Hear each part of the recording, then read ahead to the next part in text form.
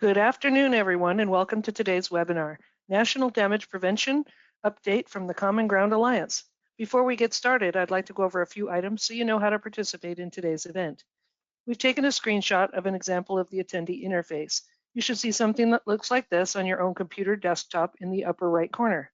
If you're listening to your computer's speaker system by default and you would prefer to join over the phone, just select phone call in the audio pane and the dial-in information will be displayed. You will have the opportunity to submit text questions to today's presenter by typing your questions into the questions pane on your control panel. You may send your written questions in at any time during the presentation. We will collect these and address them during the Q&A session at the end of today's presentation. Also, at the end of today's presentation, you may raise your hand for the opportunity to ask questions live. The session organizer will announce your name and let you know that you've been unmuted to ask your question. I would now like to introduce the session moderator, Mary Patricia Kent. Thank you, Kat. I'm Mary Patricia, Director of Marketing for Underground Safety Alliance, which is the umbrella organization for Indiana and Kentucky 811. You will receive a survey tomorrow, that's Friday, about all of today's webinars, and we would really appreciate it if you would complete that and provide your feedback so we can improve our conference in the future. We will also share an email in the coming weeks that gives you access to recordings of all of the presentations today, so you can use them as an ongoing educational resource and share them with your colleagues who weren't able to join us today. As Kat mentioned, please submit questions using the questions panel on your screen. It's my great pleasure to introduce the speaker for this session, Erica Lee from CGA. Erica is Vice President of the Common Ground Alliance, the national nonprofit trade association dedicated to preventing damage prevention to underground utility infrastructure and protecting those who live and work near those important assets through the shared responsibility of our stakeholders. In her position, Erica oversees the development of CGA's core programs, including the identification and adoption of best practices, as well as the collection and analysis of damage data through the Damage Information Reporting Tool, which we commonly call DIRT in the industry.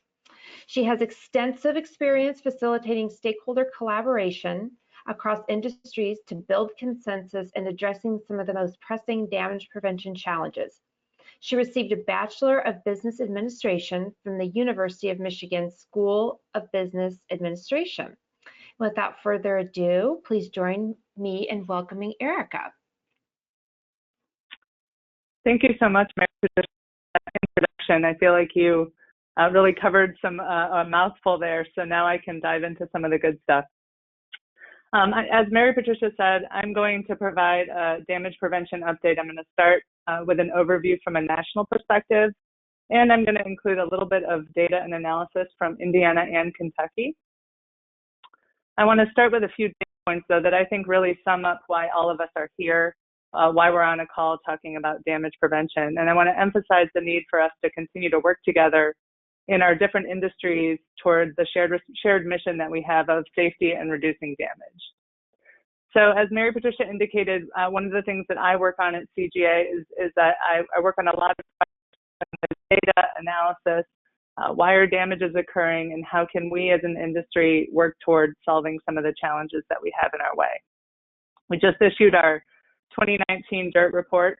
One of the items that we focus on is an estimated number of total damages annually. And this past year, we estimated there were approximately 532,000 damages from excavation-related incidents. This is an important estimate, but I think what really is the area that we try to focus on are the trends.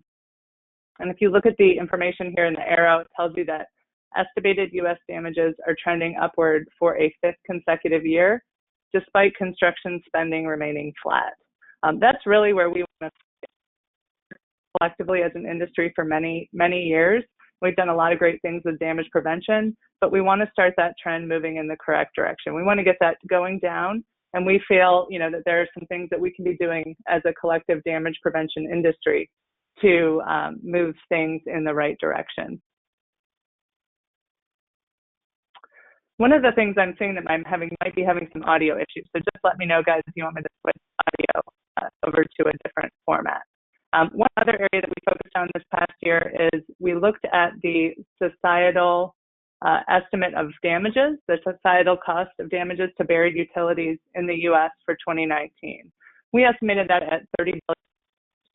This includes not only direct costs, so when you are directly, the repair costs that you have with an incident, but also the indirect costs, so hospital bills, downtime, other costs. That's obviously, this is a big issue, and this is something that we as an industry, again, need to focus on. One of the things that we also focus on in the DIRT report is the root cause information. It's really important that, when we initiated the program, we wanted to take a look at why are damages occurring and how can we focus on specific issues to reduce damage over time. We started with the damage issues that we have, and we put them into root cause buckets.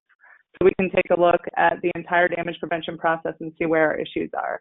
And, if we're really looking to move that trend in the right direction, one of the challenges is, we have to work collectively as an industry. There's no magic bullet. As you can see from this trend line, we have, damage. I think I'm being told to update my audio. Yes, Erica, So, could we hold just on. go to, Hold on, if everybody. you could go to the, if you could go to the audio pane in your control panel and just switch from telephone to computer audio.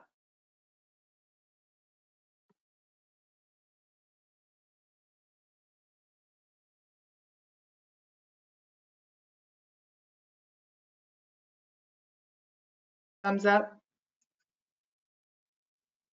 Ooh, much better. Okay, great. Woo.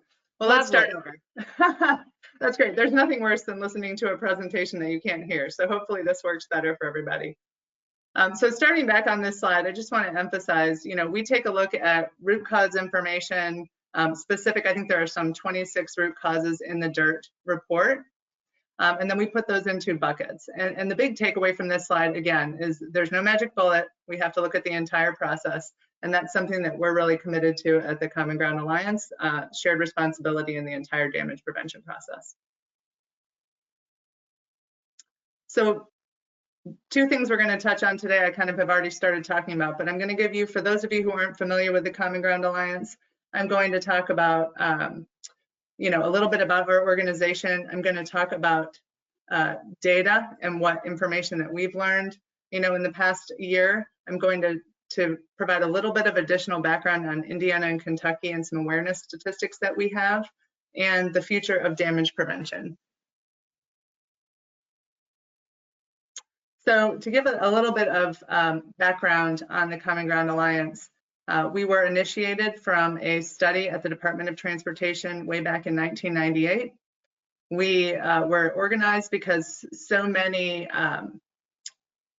incidents were occurring, and they really realized that in order to start to make some headway in reducing excavation related damages, we would have to bring together stakeholders across the damage prevention spectrum. So they did that. They were able to pull together approximately 160 stakeholders representing all sorts of industries, and published what is now known as the Common Ground Alliance Best Practices. It started with 132 consensus-based practices. And then after that was completed and we published the report, they decided that the group that put it together really wanted to make sure that the Common Ground Alliance continued, that this initiative continued, and that there would be an organization dedicated to the implementation movement on best practices. The Common Ground Alliance today, we bring together all stakeholders. We're still in the same boat we were, when this all started. One of our objectives is to make sure we have, stakeholders from, every aspect of the damage prevention process participating on our committees, on our board. And then we have over 1,700 individuals currently participating, which represents about 240 organizations and companies. We updated, our mission and goals, but really it has not changed much because I think, the mission of the Common Ground Alliance is to, we're dedicated to preventing damage, but two things that are really important to us, again, are the shared responsibility and the importance of again, focusing on the entire process. That has not changed. We have 3 different areas that we target our programs and our initiatives that we feel are most impactful from our perspective on the things that we can do with our membership. We have information and analysis. I'm going to touch on that a little bit today, educational programs, and then stakeholder engagement. It's proving to be, as all of you can imagine, more vital than ever to think of creative ways to communicate and engage across stakeholder groups now that a lot of us are in a virtual environment, and that's something that we're really committed to keeping going. So, you know, as I've mentioned many times, the Common Ground Alliance works with stakeholders across the board. We have listed them on this slide. The top ones are really the ones that touch the one call process, and then those on the lower part of the slide are those supporting industries. And I just wanted to reemphasize this graphic that we've talked about a couple times. You know, it really relies on the effort of the entire industry to start to make some headway on all of these root cause buckets. And it's, you know, again, no one specific stakeholder or one specific industry can make all the changes that we can collectively work on. Our core programs are best practices. We again continue to move forward with issuing new practices and new publications annually, and we are on our 17th version since the Common Ground Alliance was established. Our damage information reporting tool, the 811 message, and working with our stakeholders to get that out to a broad audience, and then the technology report. So what changes do we have going on in damage prevention technology? We have issued, as I mentioned, 17 versions of the best practices. This is a consensus-based document. That's probably one of the most difficult things that we have at the Common Ground Alliance, but also one of the things that makes us a valuable organization and has kept us running and moving forward for so many years. The best practices, you know, we bring together stakeholders again from all facets and all viewpoints and agree on practices that everybody can live with. Work through some of the most challenging issues that are facing damage prevention professionals today. One of our primary goals when it comes to 811 education and awareness is to work with our stakeholder groups, and particularly those that are out there educating people in your state, in your company, potential diggers, and the general public about the importance of the damage prevention process. We work with industries on highlighting, promoting those that initiatives that are working well. And we also, as I mentioned, we issue a technology report annually. One of our initiatives is, one of our areas of focus is really to make sure that we're promoting, you know, top damage prevention technologies and encouraging the industry to innovate moving forward. I'm going to spend a couple minutes talking about the data and the DIRT report. I'm not going to go too much into detail, but one of my takeaways from today is going to be to kind of take a few minutes to read the report, and then we'll talk a little bit about some data from Indiana and Kentucky. So the DIRT report is the Damage Information Reporting Tool Annual Report. Our DIRT tool accepts data on excavation damages and near misses from all affected parties. It includes analysis of data submitted into DIRT for 2019. We received the highest number of event submissions last year to date, with over 534,000 submissions. It was, you know, it's a written report and it's supplemented by an online interactive dashboard.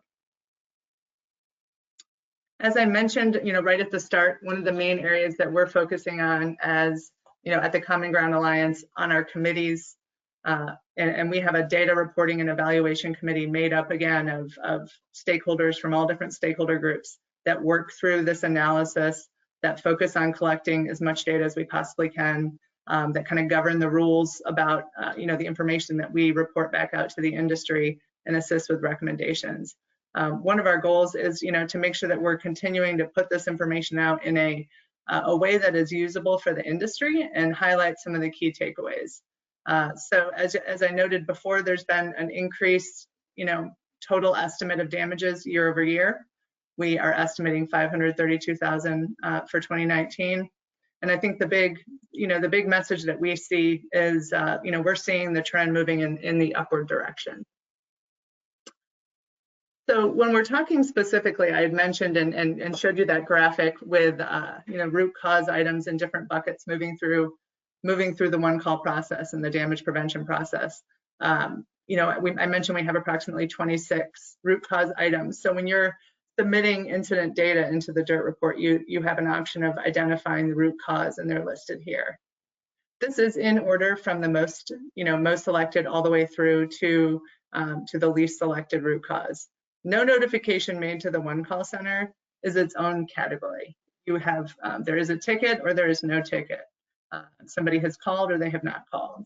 So you can see that continues to be the top root cause item that we're addressing.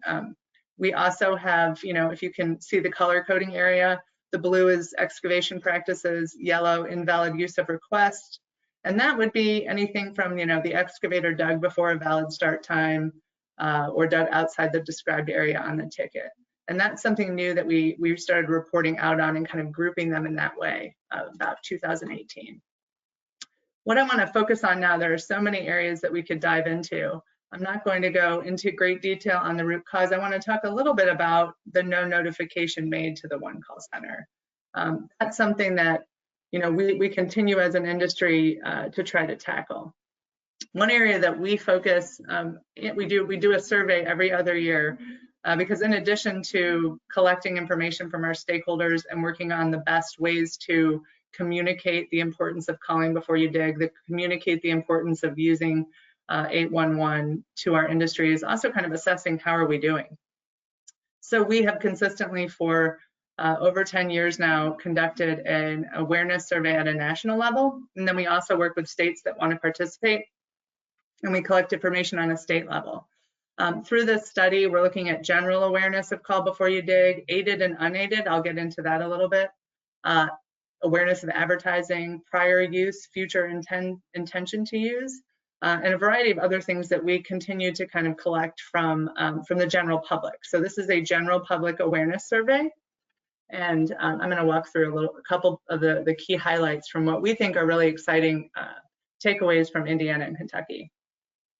So when we look at the national awareness study, one of the questions we ask is, are you aware of a free national phone number and service that can be contacted to have underground utility lines on your property marked? So that's reached about 50%. And that's, that means about 50% of the people participating in the study said that they are aware there is a service. What's exciting is when you look at, some of the state-specific information, you start to really be able to differentiate, what's happening at a state level. And we're able to do this not only with awareness, but other areas of research and analysis that we're doing. So when you're looking at Kentucky, they're 5% over the national average. So they're at 55% awareness of a service, call before you dig service. Indiana is 19% over the national average. They're at 69%. So that is, a really, kudos to Indiana, really high awareness in the state. It's a really great takeaway for all the effort that you're putting in at the local level. Another area that we look at, so that's general awareness. Do people know that a service exists? We also take a look at, we're really trying to identify, do people know what 811 is? Do they recognize the brand? So do you recall what the number is? And that's, we ask them, do you know what the number is? That's unaided awareness. Then we ask them, we give them the number and estimate feels familiar. That's aided awareness. So unaided awareness is at 10% at a national level, with aided awareness jumping up and adding an additional 43%. This is where it gets pretty exciting for, I think, for Kentucky and Indiana. Unaided awareness, and I joke about this, I don't know if this is how anybody else feels, but I have a hard time remembering, what I ate for lunch yesterday. So the fact that, we can survey the general public in Kentucky and 34% were able to recall the 811 number without being prompted is really a great level of awareness and a great level of recall. And then with aided recall, so once we say, does 811 sound familiar, that jumps to 60%. And again, for Indiana, we're looking at 43% have unaided recall. So they're able to pull the number 811, they know what it is. That's very high. That's a great job in Indiana promoting, and that recall is something that means that people are hearing that message repeatedly. The logo. So this year we added to the survey, we wanted to know, are people familiar with the 811 logo? And similarly, 43% in Kentucky are familiar with the actual logo and 54% in Indiana. So again, a lot of familiarity, a lot of brand awareness. And I think, you know, one of the main things to take away from that message, particularly in the context of what the other data that we talked about today, if you already have a high level of awareness in your state, then you have the luxury of being able to start to take a closer look at other areas of you know, within the process. So if people are aware, why are they not using the service? You know, other areas that you can start to dive into. So I think having this high a level of awareness is just really a great thing. In addition to taking a look at overall awareness, we started, you know, we really want to dive into some other areas so that we can see, you know, are there things that we can improve on? And then collectively, are there areas that we may want to focus more on in the future to get more bang for our buck? When you look at awareness by age, so you can see this is a closer look at awareness by age, you can see similar trends across the United States and in Indiana and Kentucky. But you do see, you know, that the young, when you look at the 18 to 34 year age group, it is a little bit lower. So, you know, in your states, you would want to be aware and make sure that, you know, a very high awareness at the 55 plus, but be aware that we're bringing on board some of the younger diggers or potential diggers. Gender, not surprisingly to a lot of people, you know, across the board, again, national data, every state survey that we did, and then definitely in both Indiana and Kentucky, higher level of awareness among men. And I'm going to flip to the next slide, and this is awareness of 811 advertising. So we ask if they have been familiar with or seen advertising promoting 811. And again, the awareness is much higher. So this one's really to call out, you know, if you're trying to target broad audience, if you're trying to reach the female audience, you know, be paying attention to the advertising as well as the messaging you're using would be an important consideration. So where did you see or hear advertisements? This is a question that, you know, especially when we look back at what is resonating with people. The one thing that we highlight, and we did this also kind of across the board, is we're seeing a lot of people remembering utility bill inserts, utility bill online advertising, utility company outreach. One thing that we're always mindful of is if you ask people, you may not have a television advertisement on in the entire state. If you ask people where they saw an advertisement, they're likely to say TV because people think television advertising. But to really have somebody say, I saw a utility bill insert, that means they've been paying attention and that's something that's connected with them. Information sources. So this is, we added this to the survey a few years back, wanted to start to better understand if we're gonna reach people where they are, where do they turn for home improvement project information? So this is, you know, generally if they're going to do an outdoor digging project, where would they go for information? Home improvement stores and home improvement websites continue to perform well. This is a place that people are going to get information.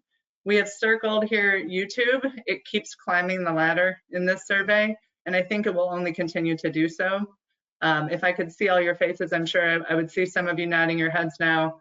I think anybody that's Googled how to anything in the past couple of years has probably ended up on a YouTube video. So that's going to be an important thing to take a look at. This is an interesting piece of information that we work with the other one call centers on how we're interpreting this and what information to take away. But we wanted to start to understand, keeping in mind we're dealing with the general public, more likely to be first time or limited customers or users of the 811 process. We asked them what their preferred method was to contact 811. We asked them that in 2018. It's only gotten slightly smaller, but they prefer to call. You know, they really, and we've kind of talked about a lot of different takeaways from that. And one is that it's a complicated, it could be considered a complicated message when you're talking about someone who's using this process for the first time and they just might want to get on the phone and talk to you. It does increase among those who are aware there is a service. So the big takeaway that we had from this information was if you want to make people aware that there is an online service, spelling it out, making that clear in advertising is important. But more importantly, particularly when you're talking about first-time callers or people that haven't used, the 811 service frequently, they may still want to get on the phone, and it may just be something that we need to be aware of. An additional area that we've taken a closer look at over time is really differentiating general public from active diggers. So in the survey, we're trying to differentiate those who really, they may never plan to do a home improvement project. They may not plan to do a future digging project. So one of the ways that we are able to kind of quantify who's an active digger, we look at people that have a yard, people that have completed a previous project, and those who are planning a future project, and they fall into our active digger category. And when you look at awareness of call before you dig in that category, it jumps right up. So in addition to the great awareness you have of the general population in Indiana and Kentucky, you have excellent awareness when you're looking at people that are likely to plan a future project. And when you're looking at active diggers, this is one thing as we start to transition a little bit into the area that's probably one of the more difficult challenges. Awareness is something that we've talked about. We know about advertising, we know about introducing people to information, but how do we then get them to change their behavior and begin to use the service? So I just wanted to highlight an interesting takeaway. We asked those same active diggers, have you used 811 in the past?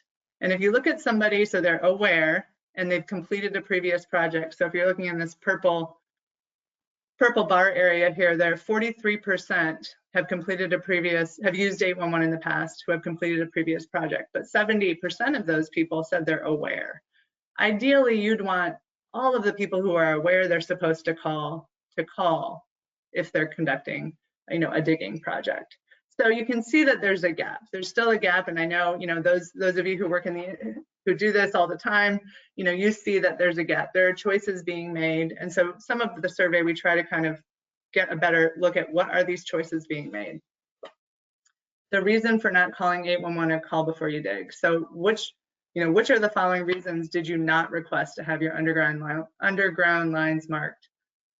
No, not digging deep enough to warrant marking, or digging was shallow. That is consistently one of our top responses. And if you look, I think this is interesting. This increases to 33% among those who have recently completed a project. So when you go back to that recently completed a project group, they're making a choice not to contact 811 because they think that they're digging too shallow. So you can really start to dive into some of the messaging that you would want to include in your outreach. So when we're looking at awareness study, before we jump into a couple final pieces of information, I wanted to kind of see some of the takeaways that we met as a handful of the one call centers that participated, and our staff and our researcher, and we talked about what are some of our key takeaways. Active diggers, taking a closer look at those active diggers and making sure that when you were trying to reach out to them, what is the message that will be effective in increasing that use number, getting them to use the system more. Consider the role of gender. If you want, we've talked a little bit about encouraging, all people who live on a property to be aware that anybody that digs on that property needs to call before they dig. So I think traditionally we've thought of, male, female likelihood to dig scenarios, but a lot more people are living on property and need to be mindful of what the process is to call before you dig. Address reasons for not calling or not contacting 811. So the importance of messaging. Address those directly in your outreach. Consider advertising awareness. So knowing that that awareness of advertising kind of correlates to some of the overall awareness level. Consider how to reach active diggers. One thing that we've also talked about is opportunities for consistency across utility partnerships. So utilities obviously are reaching potential diggers through their utility bill inserts on websites. Ensuring that there's common messaging, and we're taking some of these lessons that we've learned, across the board from the one call center, from the utility, from everybody in the state who's focusing on this message. And then explore phone versus online. And I just put here, new users may want to talk. That's one of the primary takeaways we had. And thinking back to the first couple slides I touched on, and really going back to that that trend line that we all want to reduce. I think it's important to point out, we've talked about awareness, we've talked about encouraging those who are aware to use the system, but we also have other root cause areas that we have to continue to take a look at, and we have to really continue to collaborate on across industries to come up with solutions that are going to work to reverse the trends. Invalid use of requests, locating practices, and excavation practices. So what are we doing at the national level? Well, we're making sure that we have everybody involved in the discussion. And when we look at the DIRT report, we have, we know that excavation practice is not sufficient as a significant, bucket of root cause and damage cause information. So we wanted to take a closer look at the excavator industry, get some additional information on directly from the excavators. And we did an outreach effort in 2018, did a quantitative national survey, and we also conducted a series of focus groups and issued a white paper with key takeaways for effective excavator outreach. And we worked with our excavator members and trade associations on this as well. We also looked more closely at the locator industry. So when we're looking at all of those buckets, we know that locating issues continue to be a challenge in the damage prevention process, and are also, about 28% of the total number of root cause damages. And we worked beginning at the end of 2019 and then through most of 2020 on, an initiative to gather additional information directly from locate technicians. So we did a quantitative survey reaching out to those who are actually performing the locates. And then we also conducted a series with our research partner of in-depth interviews with managers at locate companies, as well as those at facilities who manage the locate process. And we came away with some key takeaways, and this report was published only last week, I believe. It's all the times blending together. But we had 4 key takeaways. The volume and variability of tickets continue to be a huge challenge for the locating industry. And white lining and updated facility maps may be the damage prevention industry's most effective path to timelier and more accurate locates. Retaining an experienced workforce is likely to produce better safety outcomes. And then reimagining relationships between key stakeholders can move the industry forward. I would really encourage you, to reach out on our website and take a look at this report. It's about 16 pages and references some of the additional data points that I talked about. And now that we're getting close to the end here, I want to talk a little bit about, the future of damage prevention and some of the initiatives and how they kind of are starting to work together. So, we talked a lot about this trend, and we've talked a lot about the, the need to really focus on every area of damage prevention. Really no one simple answer. And we've done, kicked off an initiative at CGA and are working with an advisory committee. It's called the Next Practices Initiative. And the goal of this is as we started thinking through how can we start to, as a damage prevention industry, focus on where we need to be in the future to, to address some of these challenges. We know that as an industry, we've focused a lot on the best practices. So we have a book of, and one of the key things that a best practice is an existing practice. So this focuses on things that are already in place. It's things that are verified and that that we actually, as an industry, consensus-wise, have agreed to.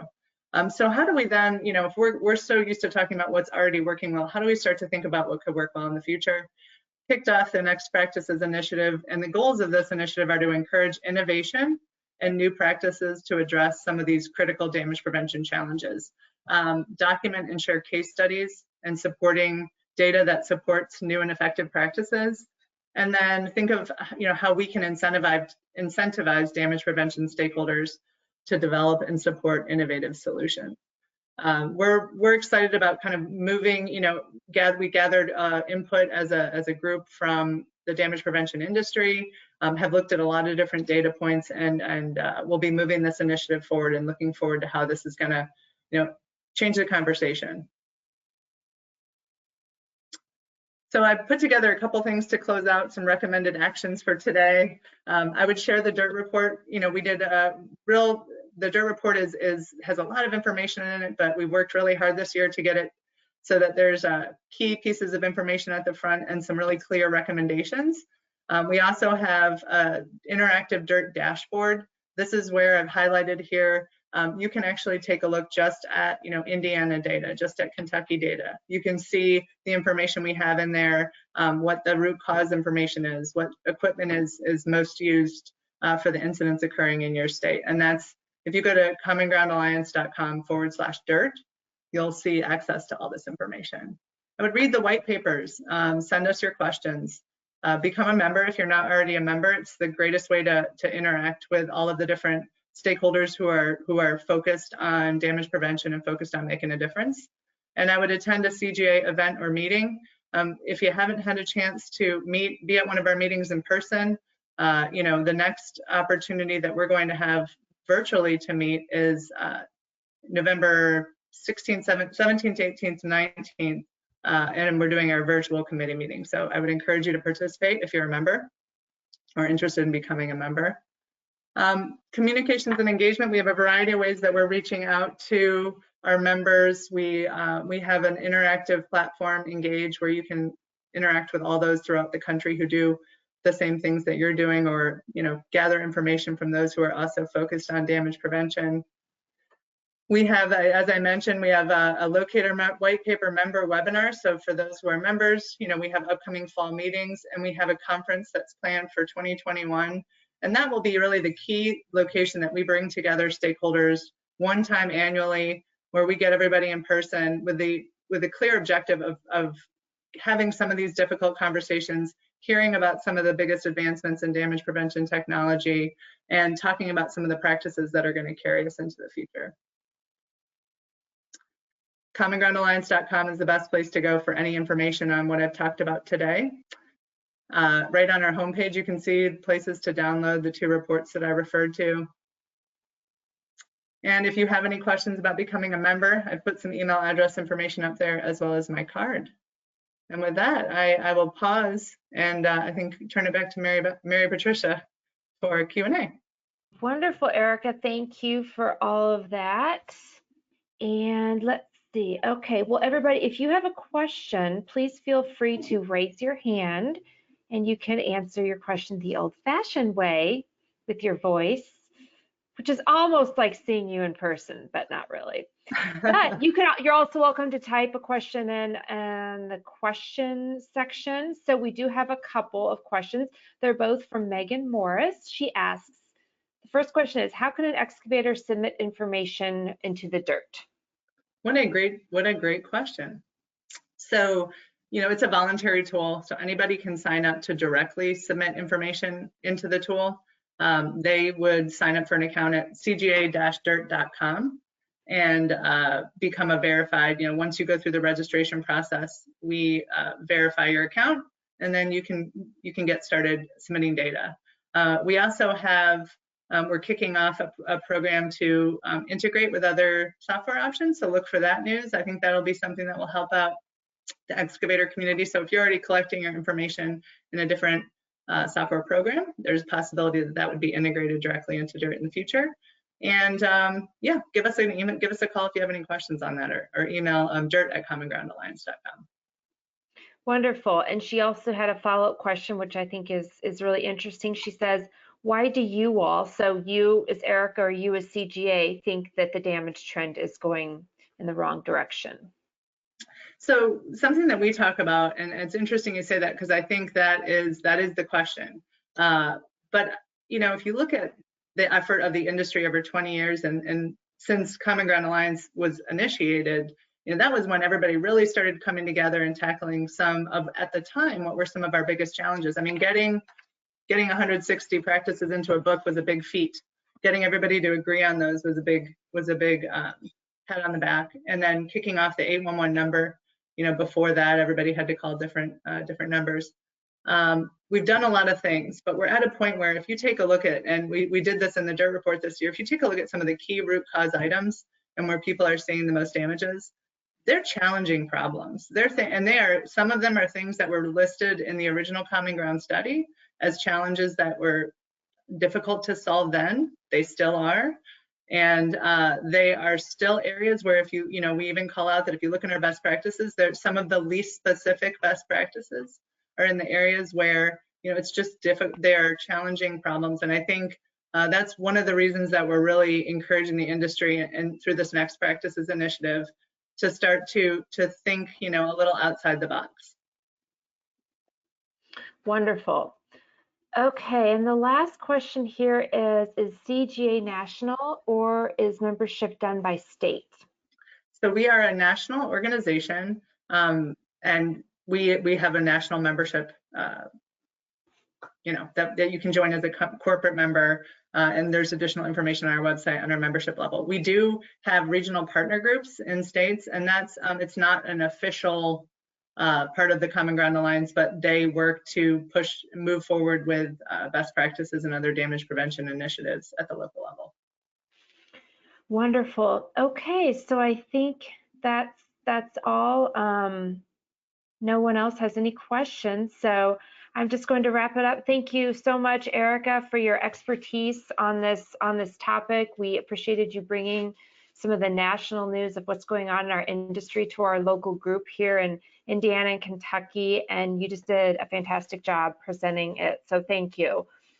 And thanks to everyone for attending. If you have any other questions, you can visit the contact page on the conference website, which is midwest811conference.com, and then that's the catch-all email, and we'll direct you to the right place from there. And please join us in 15 minutes for final trivia. It's going to be a lot of fun and kind of an interesting way to end the day. So we'll see you in a bit, and thank you so much. Bye-bye. Thanks, guys. Bye.